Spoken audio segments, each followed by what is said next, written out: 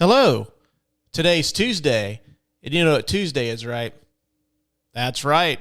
It's a brand new episode of the Couch Potato Podcast. I don't know if you guys and gals heard, but there's a brand new Spider-Man movie coming out this week. I think. I don't know. I've been living under a rock. All I do is just show and sleep.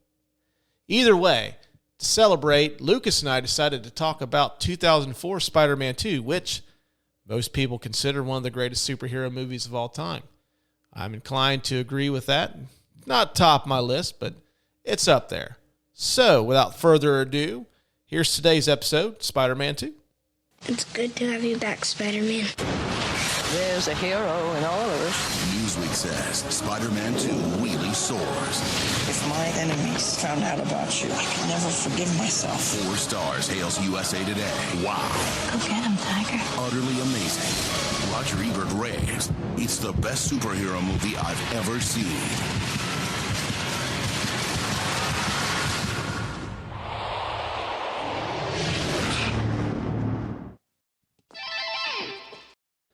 And welcome back to the Couch Potato Podcast. My name is Russ, and joining me once again is New Carlisle's most handsome man, Mr. Lucas Sidrus. Lucas, how you doing tonight, my friend? What a title. Man, that's like fucking winning the best car and like, I don't know, out of the junkyard. Well, it's a good title to have. That means you are a town's most handsome man. Well, I appreciate that. Thank you. I am doing great. How are you doing? I'm doing well, I don't know if you know this or not.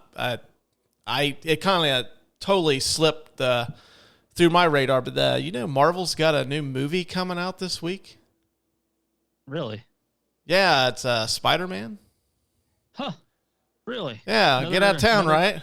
Another collaboration between Sony and Marvel? Yeah, I didn't even know they had a new Spider-Man movie coming out. Man, where have we been? Right. Well, to celebrate the release of Spider-Man No Way Home, we are going to discuss Spider-Man 2. And we're not talking about the shitty, amazing Spider-Man 2 with Andrew Garfield. No, we're talking about Spider-Man 2 with Tobey Maguire, the one that's directed by Sam Raimi. Arguably considered by many to be one of the greatest superhero movies of all time. I don't know. What's your thoughts on that? It's definitely one of the better ones for sure. I remember I've seen this movie like 48 times or so. Mm-hmm. It's because it's just that good. It's just, you can rewatch it over and over again. It's just fun. And also to capitalize on what you said about this is an Amazing Spider-Man 2. So it's not Spider-Man 2. Well, actually they had a release where they put in some extra footage. It was called Spider-Man 2.2 or something like that. 2.1.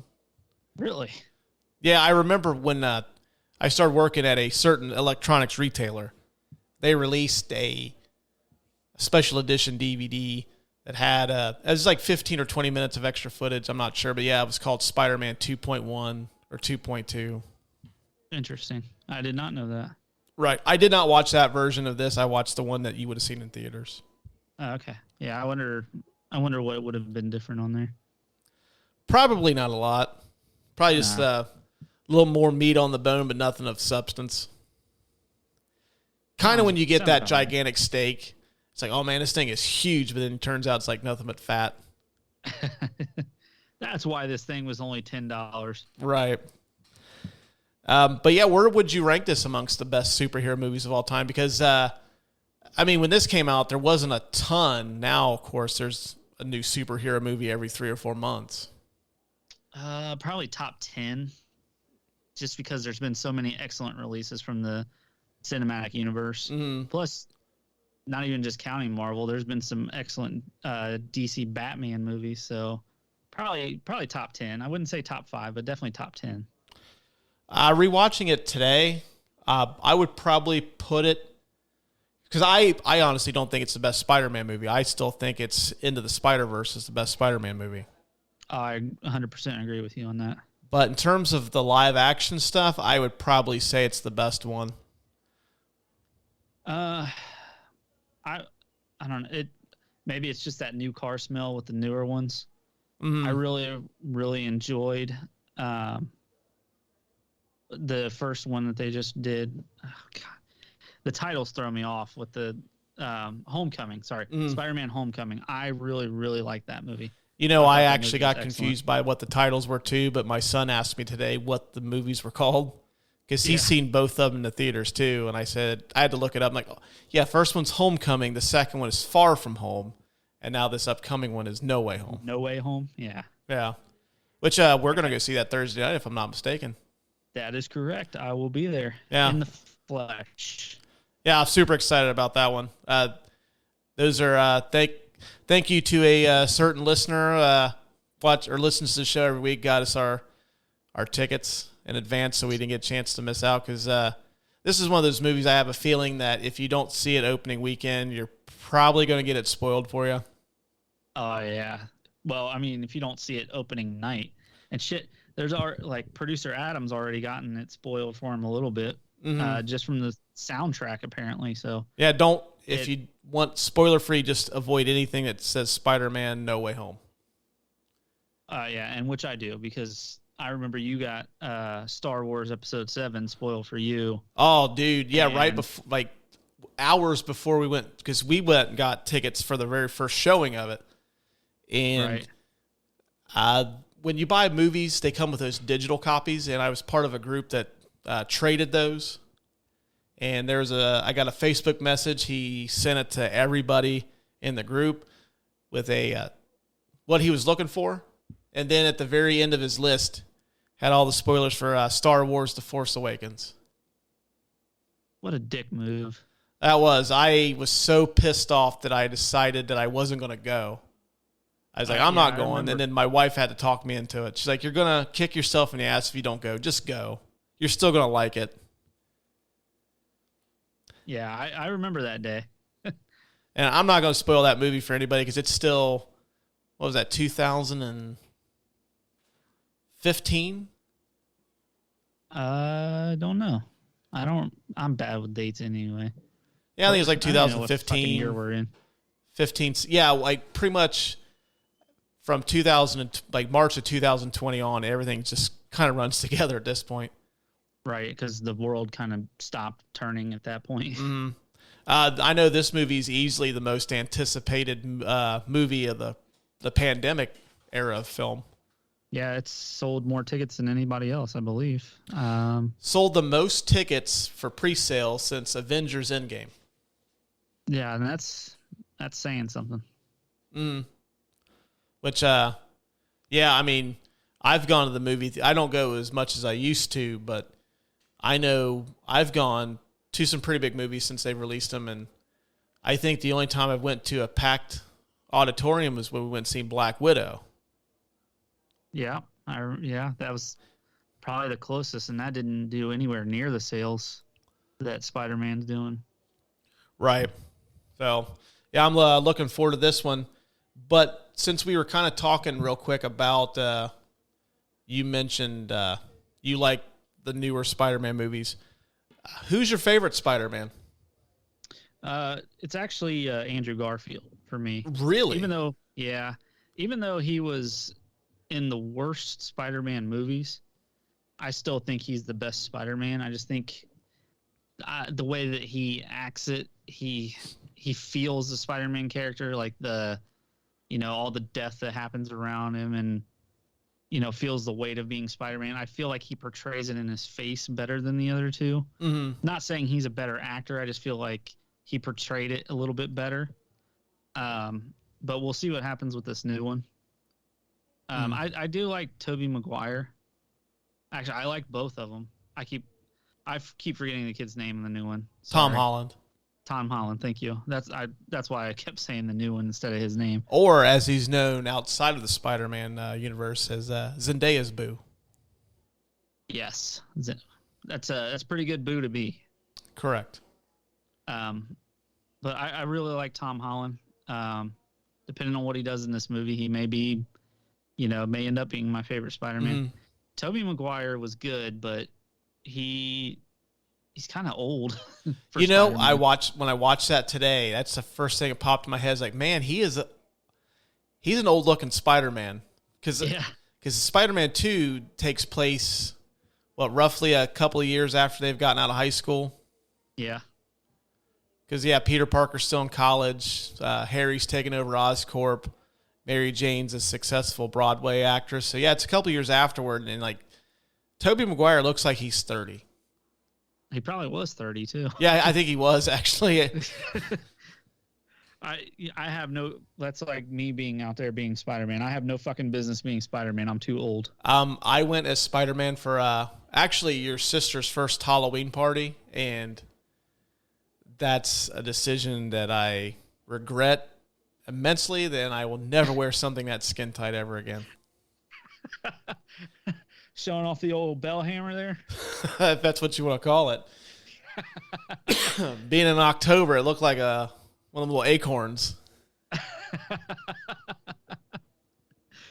Yeah, I look like when when you buy those dinner rolls and you have to like peel off the paper and you have to hit the can. You have to hit the can on like the side of your counter and everything comes spilling out. That's if I would have split that just a little bit, that's what I would look like. Oh man, I'm really sorry that I missed that one. Yeah, that party got kind of wild. Yeah, I heard. Yeah. But for me, I think I like Tom Holland the best because Tom Holland is kind of how I picture Spider-Man. Mm-hmm. I mean, he looks like he's a teenager. I mean, he looks like he's probably 17. He kind of has that boyish... He's kind of naive to an extent. He's still trying to learn his way around the world. Right. He's snarky, but he's not too snarky. I mean, he tries to be funny and has these little quips, but he's not like... I think the thing I hated with Garfield is I think he got a little too... I don't know. He was a little too cocky at times. Yeah, he was a little arrogant at times, whereas Tom Holland kind of reins that in a little bit. Yeah, Tom Holland definitely plays the nerd version a little bit better. Mm-hmm. I'd say Garfield would be more like what Tobey Maguire was supposed to be. You know, a little bit older Spider-Man. Mm-hmm. You know, where he's beating the shit out of everybody and talking all kinds of shit. Right. I think that would have been more his niche. Which, you know, Tom Holland definitely looks like he's a kid, even though he's like 26 now or whatever. So yeah. He's just blessed with good genes, I guess. Mm-hmm.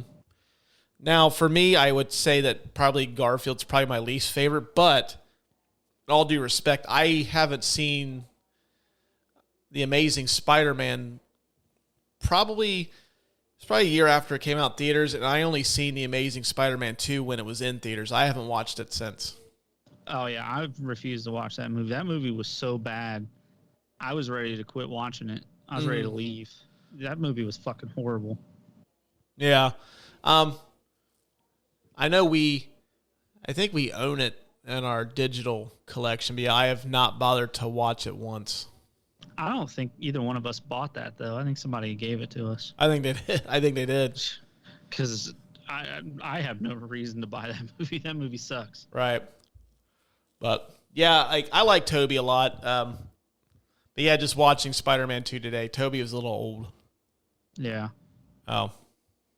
But, yeah, I Garfield has his... I think he has some good qualities that he's brought to the role, too. I think in terms of, the emotional aspect of it, I think Tobey probably plays it the best. But I think it's kind of like with Batman. I think to be a good Spider-Man, you have to be a good Peter Parker, too. And I kind of believe Tom Holland is both a little bit more. Although Tobey for sure has the best suit of the three. Oh, yeah. Tobey's the Spider-Man too. Oh, yeah, that suit is fucking awesome. Yeah. Although I do like Iron Spider. The one that they had in, was it Endgame or Infinite? It was Infinity War when he's on the ship. Yeah. Yeah, that one's cool too. I like the Iron Spider. Yeah. Well, yeah, you ready to get into these categories? Yes, sir. All right. Spider-Man 2 was released on June the 30th, 2004. This stars Tobey Maguire, Kirsten Dunst, Alfred Molina, and James Franco. Directed by Sam Raimi. A Rotten Tomatoes score of 93% from critics and 82% from audiences. This movie made $789 million on a $200 million budget. It's insane. Mm-hmm. This did win an Academy Award for Best Visual Effects. Yeah, when I was starting my research, I saw that it won an Academy Award. I was going to ask you what it was for, but I should have known you were going to tell us. Yeah. It's part of the tale of the tape, if you win an award. I don't know if we're going to ever do, like, the Razzies. Do you know what the Razzies are? Yeah, that's the worst movies of the year. Yeah, they do. It's like they do it the night before the Oscars. It's just like they award, like, the shit of the shit. Yeah. Maybe we'll add that. It's like, oh, yeah, Ben Affleck, 2-time Razzie Award winner. This movie is currently streaming on the cock. Nice. Everybody hop on that cock and watch it. Jump on the cock so you can watch the Spider-Man movies before this new one comes out. Just don't get anywhere near me. I just make babies all the time. Yeah. Yeah, just be careful around the cock.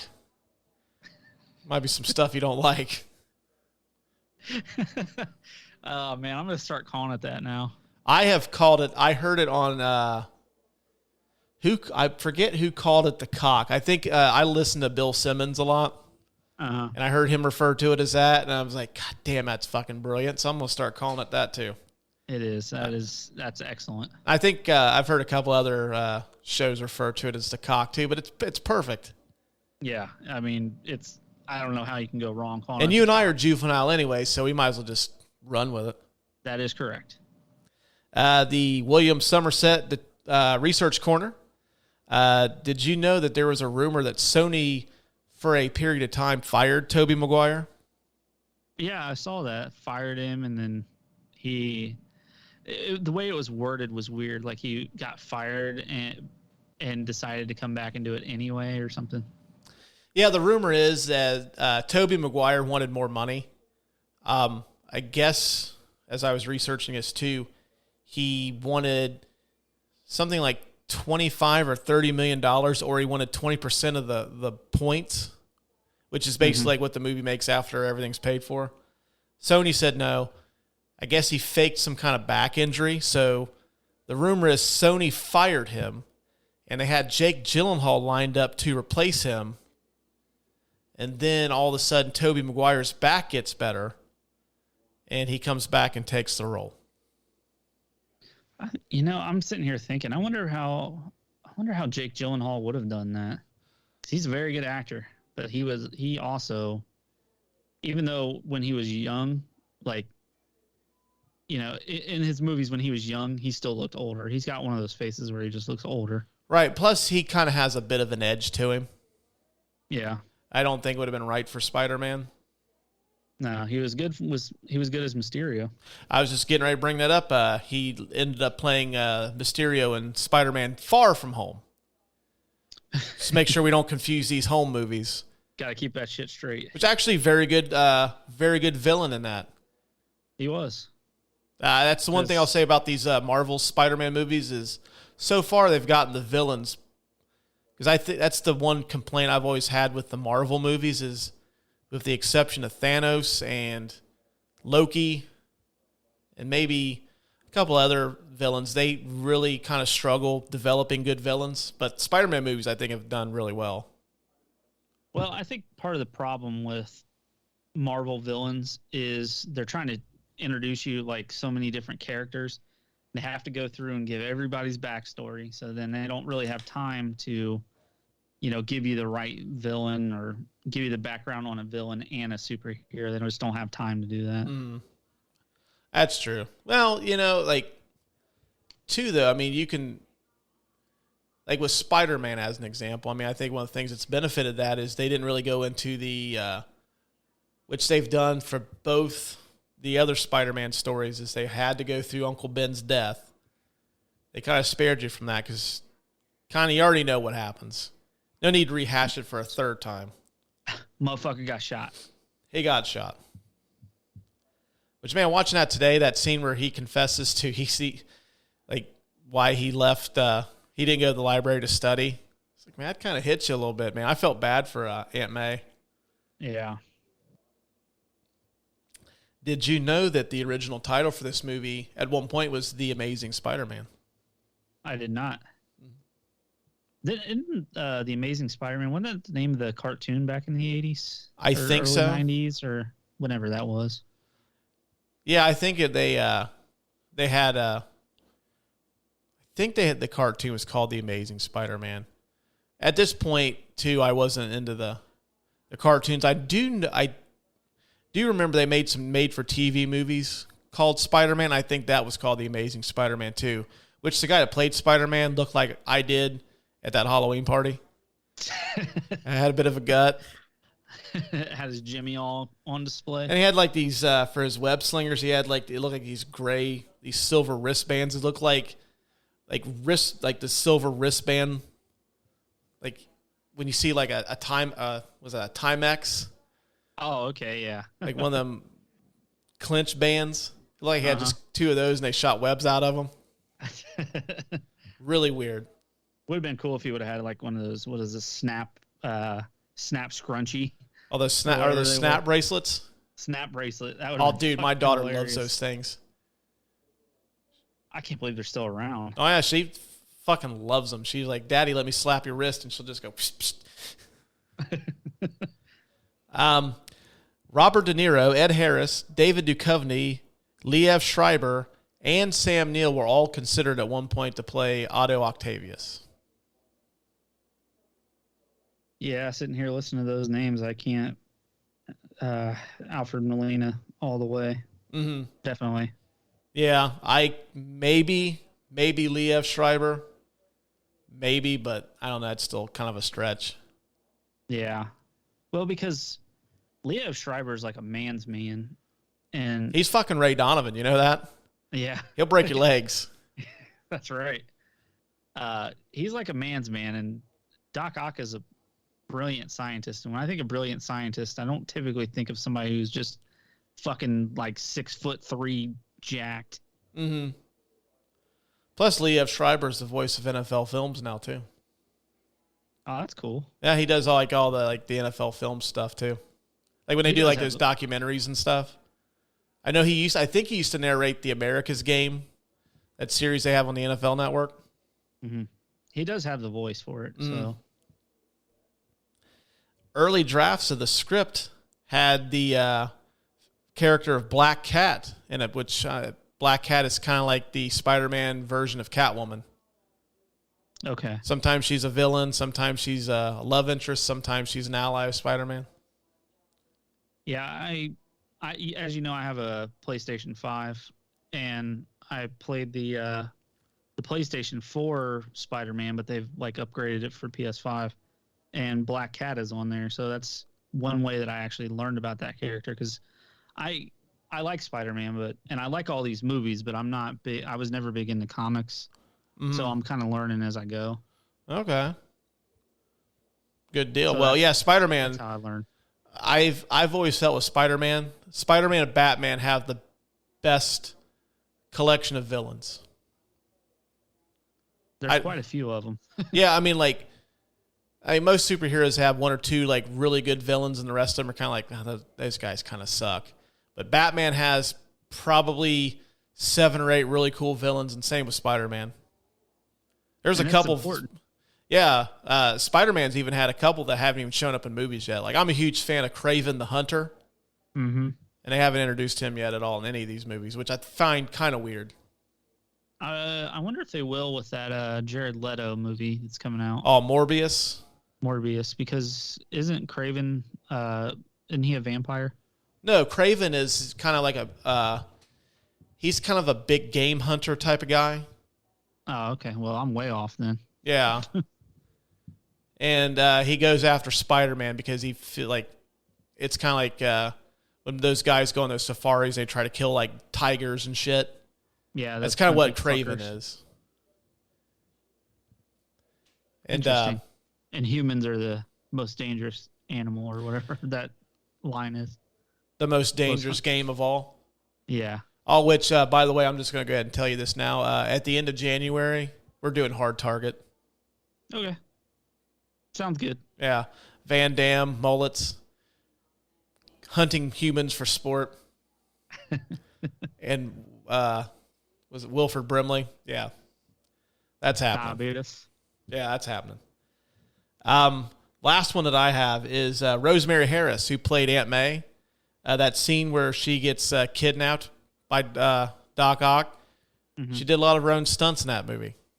I read about that. That's pretty sweet. Then later on, I guess apparently there's a scene they cut out of the movie where she sees Peter jumping from like one ledge to another, and then she does the same thing, and she ends up breaking her ankle just like Tom Cruise. Oof. Jesus. That's totally fabricated. That's a total lie. She didn't do that. But that would have been awesome. Yeah. But only if she did what Tom Cruise did and got up and ran on it. Yeah. She ends up becoming like she was actually going to play Ethan Hunt in the Mission Impossible movies after that, and they decided not to. Like, Rosemary, we appreciate you doing your own stunts, but come on, Tom's got this. All right, now what do you got, dude? Kid. So when the Daily Bugle is trying to come up with a name for Doc Ock, they mentioned the name Dr. Strange, which J. Jonah Jameson says that's a great name, but it's already taken. Mm-hmm. So this is the first time that Dr. Strange is mentioned in it. It's not really an MCU movie. Well, I think it's going to be. We don't know what's going to happen in the next movie, but I believe that it's going to be, folded into the MCU at that point. So this would be the first iteration of Doctor Strange's name being mentioned. Mm-hmm. Yeah, actually, when I heard that, I forget who I went and seen this with, but I remember nudging them like, fuck, they're going to come out with the Doctor Strange movie, which I thought they were. Like, oh, fuck, he's coming. And then, because I always thought that character was super cool anyways, and of course it never happened until, 15 years later? Yeah. What was it, 15 that came out? Somewhere in there? It wasn't quite that long, because this came out in 2004. Doctor Strange was, 17? That's what I was saying. I think it's 15, isn't it? 13, 14, 15 years, somewhere in that neighborhood. Whatever. It came out. That's all we know. Long fucking time. Yeah. Years. One of the things that happened with this movie, there's a lot of scenes that are filmed outside. And it did not rain a single time when they're filming outdoor scenes. Really? Yeah. I don't know how that happens because it rains a lot in New York. Mm-hmm. But yeah, well, it just... Yeah, like you and I have been to a music festival here or there. That's notorious for getting like postponed and delayed because of the weather. That's true. We need to just bring the Spider-Man 2 crew with us because apparently they're good at holding off the rain. Yeah, just hey Sam Raimi, here's tickets to Sonic Temple. You don't even have to be there, like in the arena. Just come to Columbus that weekend. Testing with this movie was done with focus groups to determine the film's title. You said Amazing Spider-Man was one of them. Also considered was Spider-Man No More and Spider-Man 2 Lives. Or Lives. Yeah. Those are I don't know if it was Lives or Lives, but yeah. I'd say Lives. Oh, those are fucking bad. Oh, those are horrible. Like and, Spider-Man 2, Spider-Man Lives sounds like that's a Superman title. That's would be like on Superman 3 or 4. Yeah. Oof, that's bad. Oof. Spider-Man 2, we'll just go with that. Which works, but I did see that meme that I believe one of our listeners sent in that said, do I have to see Spider-Man 1, 2, 3, 1, 2, 1, 2 to see Spider-Man 3? Yeah. The last one I got, so this is 2004, correct? Mm-hmm. High-speed internet had really just taken off at that point. So piracy with movies was starting to get real big. Piracy with movies and music and all that was real big back then. Mm-hmm. So this movie was sent to cinemas under the name Spray Paint so that people hacking into the databases wouldn't try to steal it. Mm-hmm. Well, now they all come in basically these giant hard drives now. Yeah, they're all digital and they all play off of computers. Mm-hmm. I remember the local theaters here when they were shipping stuff out that movies that weren't playing anymore. They used to have these gigantic carrying cases with the films in them. Man, film. Film wasn't that long ago. I mean, the original Lord of the Rings was film. Mm-hmm. Still a couple guys that shoot on that. I know Tarantino and Chris Nolan are big proponents of shooting on film still. Yeah, they like to do the 35 millimeter IMAX, right?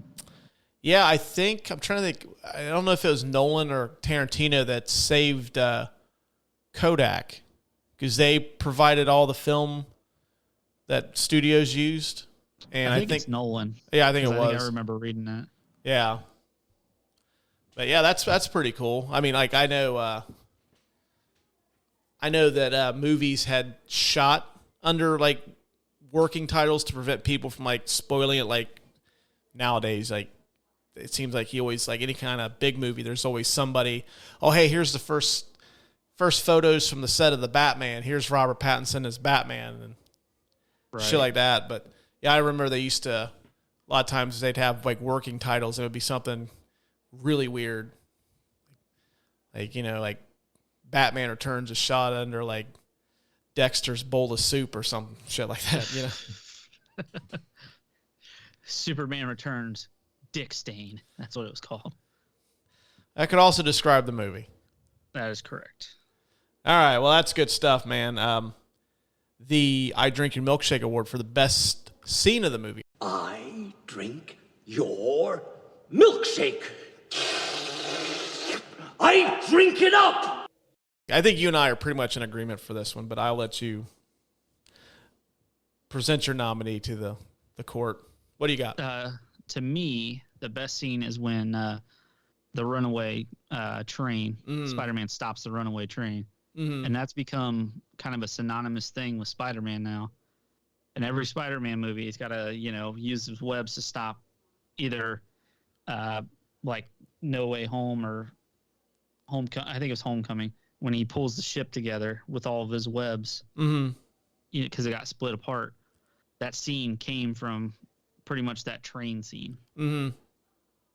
So to me, that's the best scene. And it also shows that, he's a young kid that is human, and even though he's superhuman, he's still human. And when he stops that train, he passes out. Mm-hmm. Yeah. And all the people carry his body for him and all that stuff. Yeah, like I think that I like that scene too. That's my favorite one too. I think for me, it's not so much like the fight sequence on the train between Doc Ock. It's like what happens afterward is the fact that, like you said, he's a superhero, but he's not superhuman, Right. I mean, he's stronger than like, your average person. He's got these special abilities, but yeah, like that took everything out of him to stop that train. And then, he gets ready to fall off the front of it. He's getting ready to fall down. They catch him and they bring him back in the train. He has the mask off by then, which I thought that was a really cool move by Sam Raimi to have the mask off when he's doing that. Mm-hmm. And just where they kind of carry him back, and then, he wakes up and he realizes he doesn't have his mask on. He's like, fuck, everybody knows who I am. And like the kids give him his mask back. And yeah, you couldn't get away with that now because everybody's got a cell phone. So, everybody would know who Spider-Man is. Yeah, and then the base of those people, they tell him, like, hey, your secret's safe with us. And I think it's a payoff for like kind of the theme of the movie is like, Spider-Man 1 was more, you have these you have this great power. Now, be sure to use it responsibly. Don't use it for bad, use it for good. Right. And now this one, it's like Spider-Man's kind of like a thankless job. Like Peter Parker's always late for school. He's failing school. He's super smart. He loves Mary Jane, but he can't be with her because he's Spider-Man. He's losing his best friend. Aunt May's losing her house. He's lost his uncle. It just like he can't pay his rent.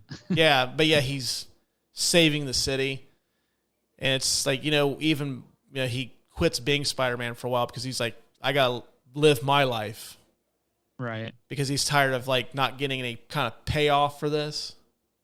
And then I think that's understandable. I mean, if you're doing something that's great for everybody and constantly getting shit on, I mean, that reminds me of a certain retail place that you and I used to work. We did great work, but still got shit on. So.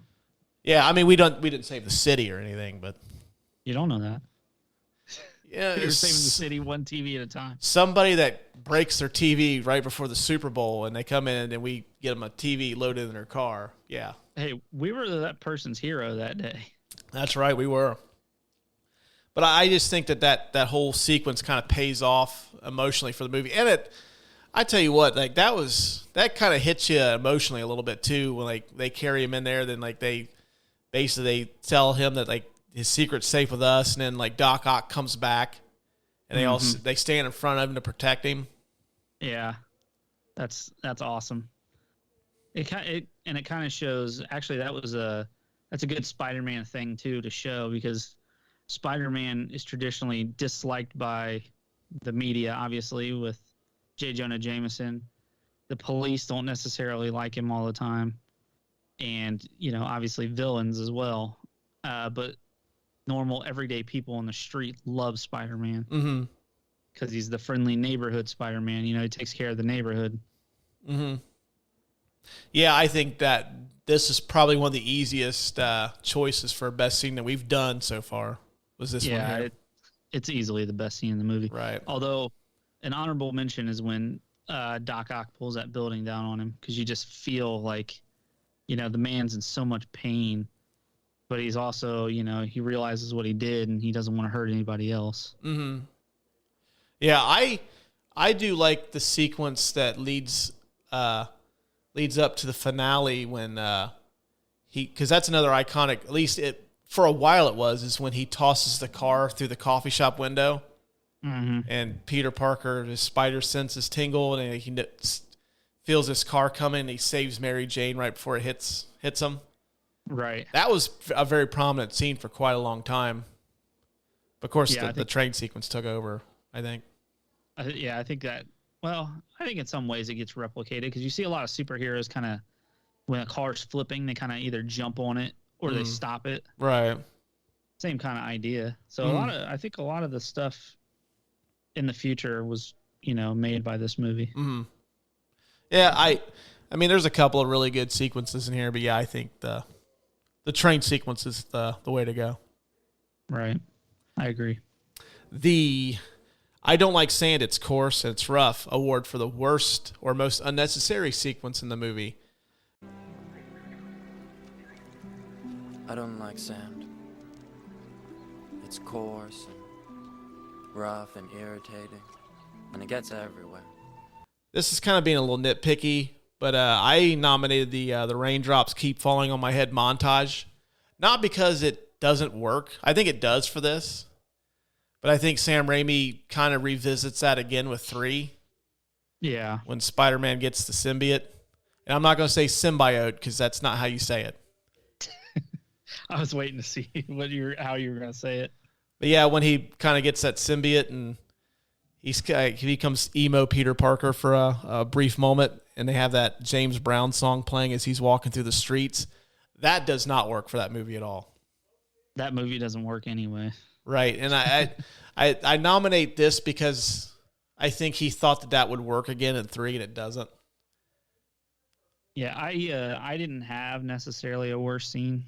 I couldn't come up with one anyway. Mm-hmm.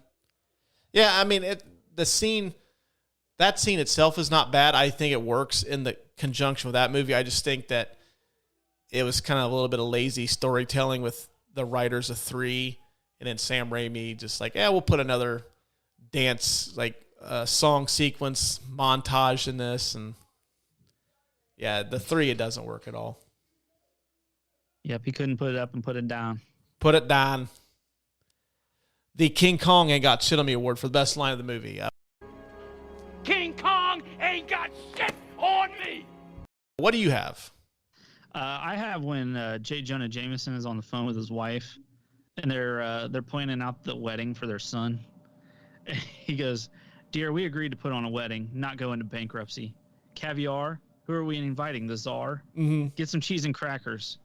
Oh, and some of those little cocktail weenies."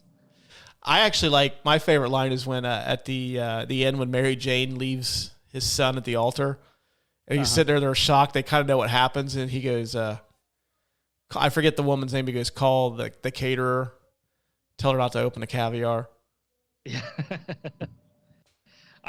Anything really, that's just one line from J. Jonah Jameson.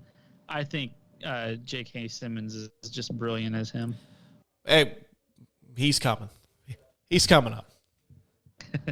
I have the this is from Aunt May. It's when she's moving out of her and Ben's house to get the apartment, and the kids helping her move, and her and Peter kind of reconciling after the bombshell Peter drops on her.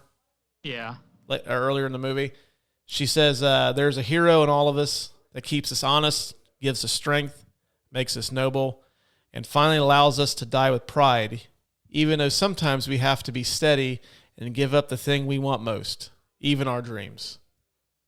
Which is kind of the theme, like I was saying earlier, there seems to be like, with this too, there's like a line of dialogue that kind of sums up the theme of the movie. And in Spider-Man 1, it was obviously with great power comes great responsibility. And then this one, I think, is the theme of 2. Is, like sometimes you have to be the hero. You can't have everything. Right. You have to give up stuff.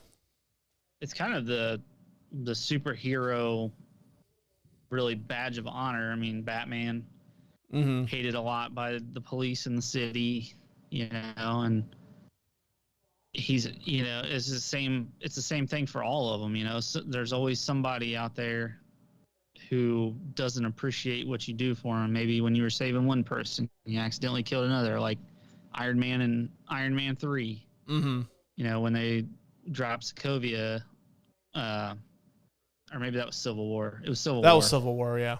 Yeah, where the Avengers 2, where they dropped Sokovia and all those people died, So it's like, it's one of those, it's a thing as a superhero. It's a great line. It's a perfect way to describe a hero, really. Yeah. So what wins? Aunt May wins. Yeah. Rosemary Harris gets 2 awards in this movie. She gets honorable mention in the William Somerset Research Corner, becoming essentially like the early forerunner to Tom Cruise, and she wins the King Kong Ain't Got Shit on Me award. Good on her. Yeah, good for you. Actually, she got nominated for an Oscar a couple of years after Spider-Man 2. Did she? I don't remember what movie it was, but I think she was she was in her 70s when these came out. So Rosemary Harris, you go, girl. She was good. She was really good. Yeah. Now, for me, the next award is the McLovin Award for the Best Supporting Performance. I am McLovin. I also think you and I are in agreement for this, but just to take the mystery out, go ahead and throw it out there. Who wins this one for you? J.K. Simmons. Yeah. as J. Jonah Jameson. Yeah.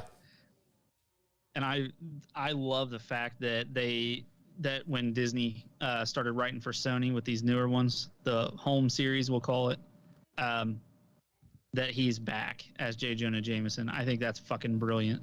Right. Because there's no other J. Jonah Jameson, and he's that in the Spider-Man games too. Yeah, I think that in terms of comic book characters and like the actors or actresses that play them, I think they do a pretty good job of like nailing it. Like, I think Robert Downey Jr. as Tony Stark is probably the best of like a major superhero.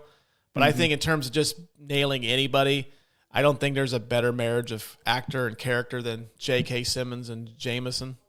Yeah, he's perfect. It's like the role was really made for him, and I'm glad that he keeps doing it too. Right, and like you said earlier, it's like he's so awesome in this that like Kevin Feige is like didn't even bother to try to recast this. Like, nope, we got to get J.K. Simmons for this. And thank God that he had that vision, because yes, yeah, he is J. Jonah Jameson.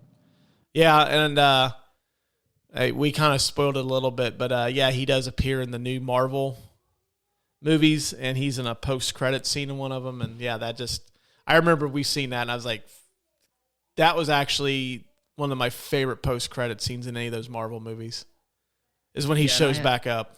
I hadn't seen anything that would like necessarily spoil that either, so it was a great surprise. Mm-hmm. I had no idea he was going to be in it, so that was awesome. Yeah, because I remember I seen that, my wife and I seen that, and I kind of like did the thing that you do to me when something awesome happens where you shake me a little bit. Yeah. Grab you by the shoulder and shake you a little bit. Yeah.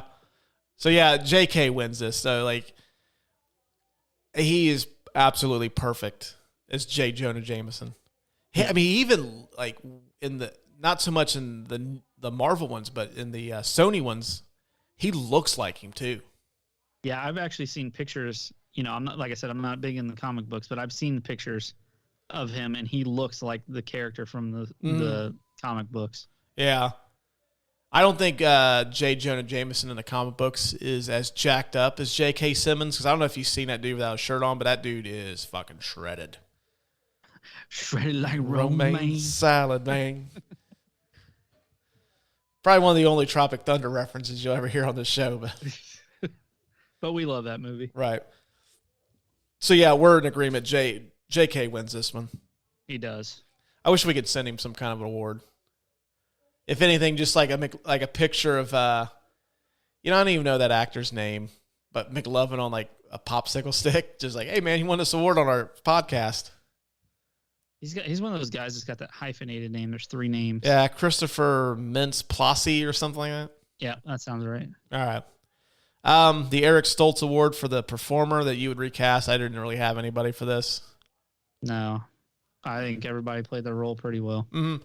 Yeah, everybody's pretty good in this. I mean, I can't really see like recasting anybody. I mean, I guess if I had to pick one, I would maybe do Kirsten Dunst. Although I think she's pretty good as Mary Jane. Of course, now considering that he may or may not be a POS human being, James Franco. Yeah, I was gonna say James Franco may need replacing in this because he's good, but he's. I don't know. A lot of the characters are just like the actors that play the characters are just top notch. He's just okay. Mm-hmm. As Harry. Yeah. He's actually one of the best parts of 3, though. Dude, it's been so long. I watched 3. I think I watched it twice, and I got it free when I got a PlayStation 3. Mm-hmm. You remember they were doing that promo where they were giving it away? Yeah, you got that in Talladega Nights, didn't you? Yeah. Which, by the way, I have no fucking clue what happened to my Talladega Nights, but that's another story, another day. But I think I seen it in theaters, and then I seen it on the Blu-ray, and then I was like, this movie's not good. I'm done. I remember when Spider-Man 3 came out, we got tickets to see it at an IMAX theater in Columbus, and one of our friends decided to drive, and this is in the precursor to having a GPS on your phone. Yeah. So I don't know if you remember MapQuest. I do remember. You just have to print out the directions to like wherever you're going. Had a MapQuest printout, and he got us lost, and he drove around the theater for a good 10 minutes. And by the time we got there 5 minutes to go, and we had to sit in the very front row at an IMAX showing of Spider-Man 3. Which that's awful. Did you go? We went and seen Spectre. Did you go to that? We were in the front row. For Spectre. If you ever go to an IMAX showing, the front row is just the worst place to fucking sit for one of them, because you're looking up and the screen's massive anyways, and it sucks. It sucks so bad. If they're gonna have a front row of IMAX, they shouldn't have a second row. You know what I mean, right behind it, because ours has that front row, second row, and then the aisle. It should just be that front row, and you should be able to lay your seat all the way back. That's the only way, because, dude, my neck hurt for like 3 days after watching Spectre. Right. I think with those IMAX auditoriums, I think that they should just cut that front row out. Yeah, I mean, it would make, but, they want to make money. Right. Well, I mean, they already charge more anyways. It's true. But enough bitching about IMAX. Still my favorite way to see a movie in the movie theater. Until we get to see one of them movies in the Dolby cinemas. Yeah. I still want to go to one of them. I don't know if we have one in Ohio. Yeah, we have one in Columbus. Is there? Mm-hmm. And that's Atmos and Laser, right? Mm-hmm. Yeah. I think it's sweet. I think it's at the mall. The mall AMC theater they have there. Oh, okay. Easton, probably. Yeah, I think that's where it's at. Don't hold me to that. But yeah, I know we do have one because I remember, who was it? Me and somebody discussing. Oh, it was once they had Once Upon a Time in Hollywood playing at that back in 19. And we had discussed going to see that at that cinema, but it's like, you know what? I don't know if it's worth $30 to see that's a bit of cheddar. To see a Tarantino movie, if it would have something like a big spectacle type movie, I could maybe justify it a little more. But that movie is awesome, but I don't know if it's $30 in a movie theater. Awesome. No. Also, Once Upon a Time in Hollywood coming soon to the Couch Potato Podcast. Excellent. I mean, I say soon. I'm talking within a month soon. I'm talking real fucking soon. Like, very soon. I mean, like, not tomorrow, but way to kick off the new year. Soon. All right, the final award is the I'm the King of the World for who wins the movie. I'm the King of the World! So, who wins the movie for you? You texted me earlier and you said you were going to debate me on this. So I will give you my reasons why I think this is true. Disney and the MCU win this movie. Okay. Because it showed that a sequel could be done, a follow-up to a superhero movie. Sequel could be done in modern times with non-Batman, non-Superman, so non-DC. And I think that gave Disney the fuel that they needed to go ahead and start the MCU. And I don't think Iron Man would have happened without this movie. If it hadn't made so much money, I don't think they would have greenlit Iron Man like they did. Well, I mean, I see where you're going with that. I just don't see how that affects this movie. Because Spider-Man 2 is going to make a shit ton of money anyways. And I think with the sequel thing, like, I don't think it's set, like, a bar that, like this is, like, not the first good comic book sequel. Like, Superman 2, as an example, I actually like better than Superman 1. Well, see, that's what I'm saying. Like, DC had their sequels, but Marvel never really did that really hit. Well, too, Marvel didn't have a lot of movie properties out at the time of Spider-Man. Exactly, and that's why I think, like... Now, I'm trying to think if X-Men 2 had come out by then. Because if so, X-Men 2 is actually a superior movie to X-Men. Yeah, actually, it probably did. 2001. Because X-Men was 99? 98, 99. And then X-Men 2 was 2001. Well, you keep talking. I'm going to look it up real quick. Okay, so then maybe who wins the movie because of this? But how about who wins this movie? Sony. Because Sony has made so much fucking money off of Spider-Man, all their properties, like their video games, their movies, their consoles. I mean, they make specific PlayStations with Spider-Man on it. The Spider-Man games are just phenomenal games on PS4 and PS5. X-Men 2 was 2003. Okay. So the year before. Okay, so maybe my argument's a little not great, but you see where I was coming from. I seen where you were going. I just, like, for that though, like, yeah, I mean, like, it didn't break new ground in terms of, like, a superhero sequel being any good, because even like Batman Returns, I don't think it's as good as the original 1989 Batman, but it's on par with it. Mm-hmm. And then, like I said, Superman 2 and then X-Men 2, I think is much better than X-Men 1. I agree with that. I think X-Men 2 is one of the better superhero movies too. Mm-hmm. Top 10 movie. Oh yeah, I think that X-Men and then Spider-Man kind of set the blueprint for how superhero movies are made now. Yeah, I agree. So I originally I had Disney and the MCU, but your counterpoints made me say I'm going to say Sony wins because of this movie. or wins this movie. Right. Well, I mean, like right now, Spider-Man is pretty much, in terms of like Sony Studios, that's the only thing they have. So they don't really have any kind of other. I mean, shit, Disney has. Fuck, I can't even begin to name off all the franchises they have. Like Universal has Jurassic Park and the Fast and Furious series. Well, there's not a 20th Century Fox anymore, so that's kind of a. That's Disney. Yeah. Warner has, well, I guess it hasn't been as profitable as the Marvel stuff, but they have like their superhero stuff. They have Harry Potter, but yeah, Sony only has Spider-Man, and that's it. Like you said, they've milked it for everything they can get out of it, and it's still successful. Now, it does make me wonder, though, like if Marvel hadn't stepped in, like where would Spider-Man be right now?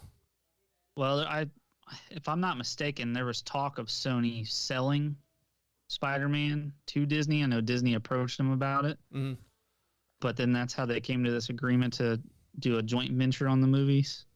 So Sony may have tried to do the Amazing Spider-Man 3. It would have fucking bombed, and then maybe they would have sold it to Disney. Right. And we would have circled around and been where we are anyway. But I think Sony keeping it is keeping, in a lot of ways, Sony afloat. Well, Sony too's also been able to spin that off. They've got Venom, which has become a successful franchise in itself. True, and then now they got Morbius coming out. I don't know how I feel about Morbius. I've seen the trailers for that. I'm just not. Maybe it's just Jared Leto. Maybe it's just his face. Maybe he needs to quit with the superhero stuff. Well, I felt the same way about Venom, too. I wasn't enamored with Venom. And then I remember we promised my son a movie. And we did, like, here in town, they do a bargain Tuesday. Where you can see, like, a movie for, like $5. So we decided to go take him to see Venom, and I really enjoyed it. And I think the second one's just as fun. I mean, it's nothing groundbreaking. It's not high art. They're kind of stupid, but they are fucking charming as hell. And I love Tom Hardy as Eddie Brock in those.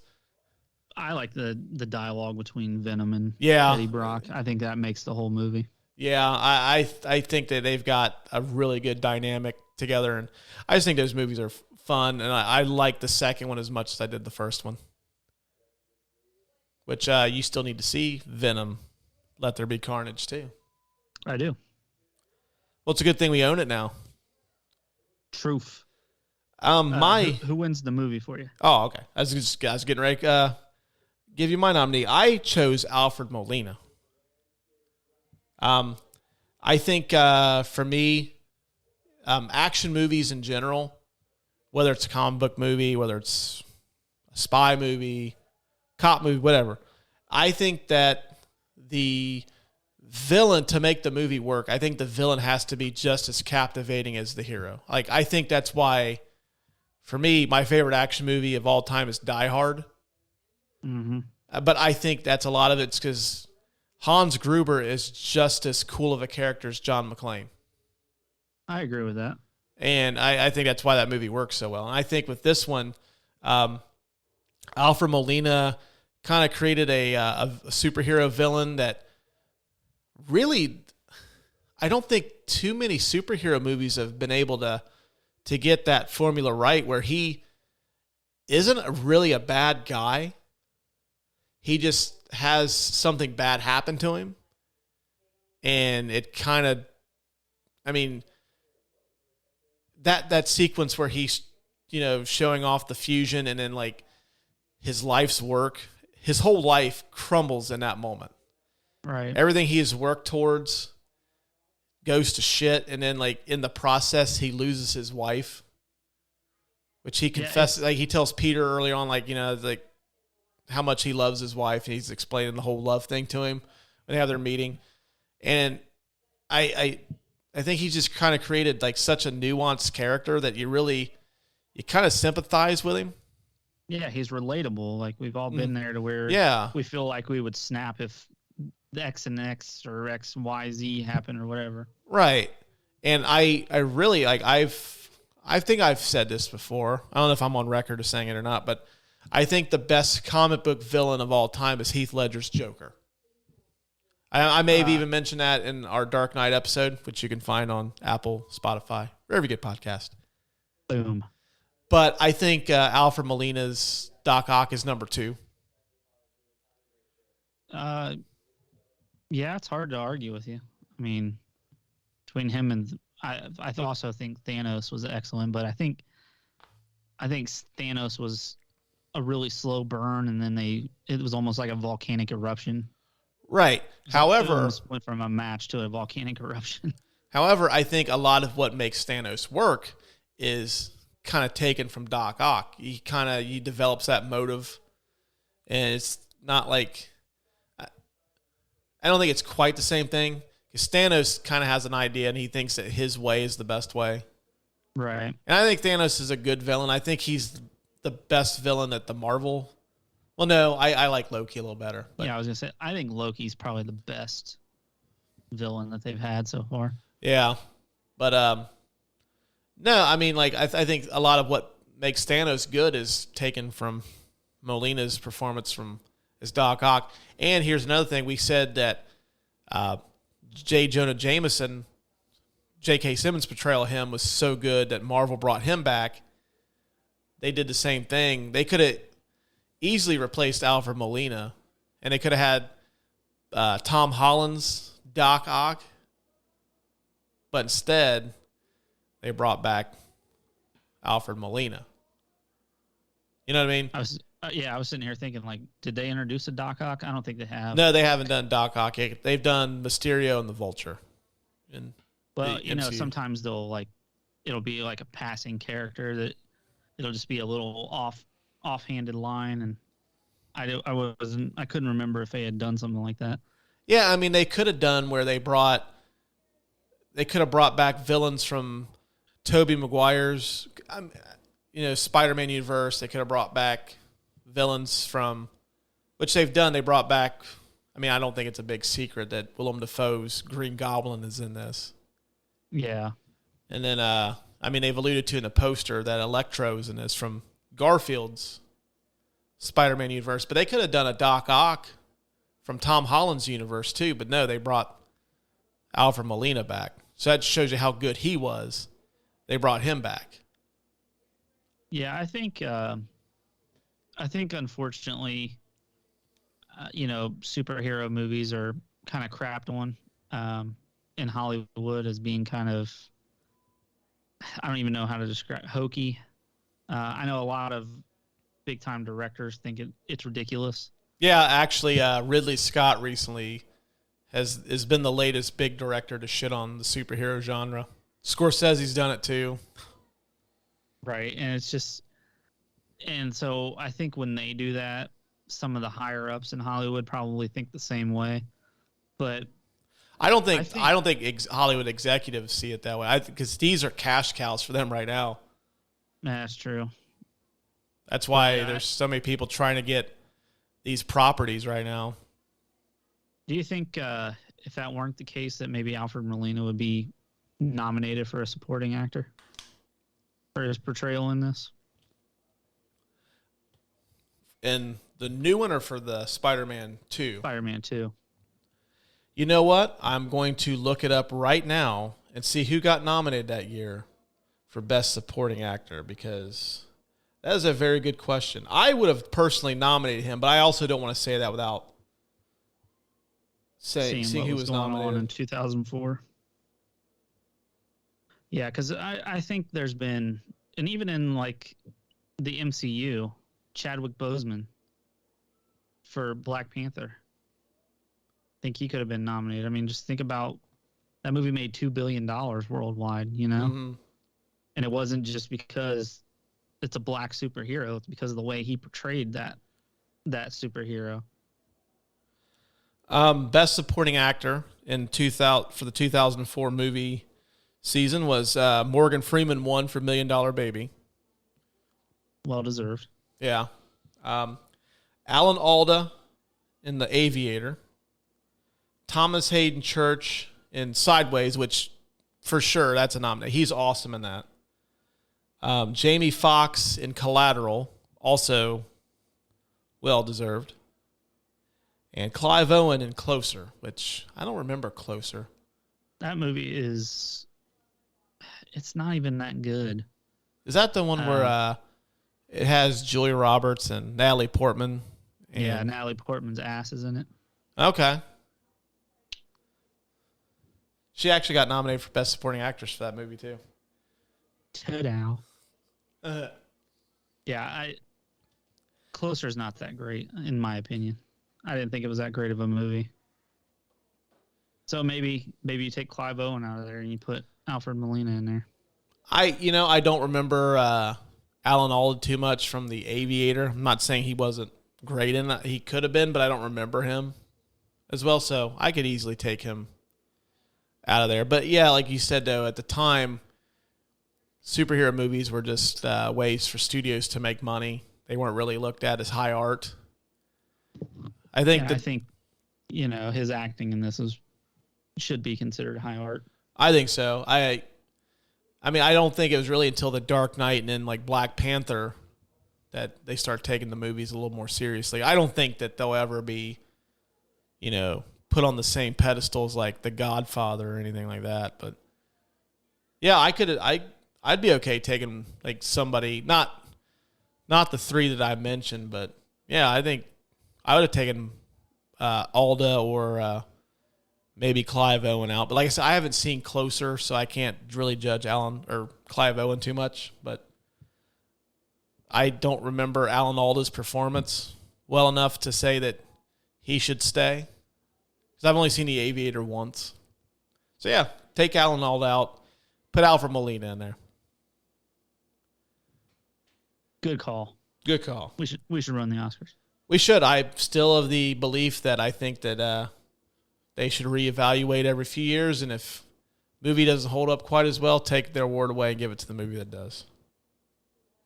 Or let them keep it, because at the time, it felt like it was great, and then award it also to somebody else. Nah, just take it away. Just give me that goddamn kick thing. down the damn door and steal it back.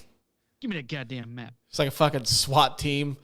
It's like that scene in Christmas Vacation when they storm the Griswold house. Yeah. And then the next door neighbor, she's like got that wash rag over her eyes, and she tells them she's gonna have to kick down the goddamn door, and then the SWAT team just bursts through her door, just like that. And they're stealing the best picture or stealing the Oscar. By the way, I snuck another Tropic Thunder reference in there. Oh yeah, you did. I caught that. Good call. But so we going with Alfred Molina? Yeah. Well, I mean, I kind of think we should split the award because I think we agree also that Sony won this. Yeah, I mean, we can give it to both of them because, yeah, I mean, like I said, this movie's pretty much keeping Sony Pictures afloat at this point. Right. So, okay, dual winners. First time, I think it's first time ever we've split that vote. I don't know. We've done a lot of episodes, and I just want to say thank you to the people that have listened this whole time. We really appreciate you. We do appreciate you listening in. Next week is our 50th episode. Wow.